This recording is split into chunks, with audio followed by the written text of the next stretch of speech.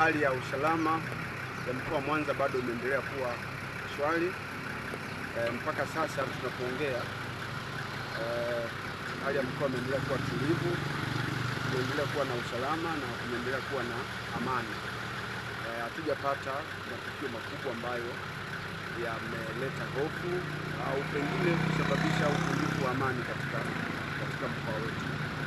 Tumepokea taarifa kutoka kwenye wilaya zote, tunaendelea kupokea, lakini hata hapa jijini bado hali ni tulivu kwa ujumla wake.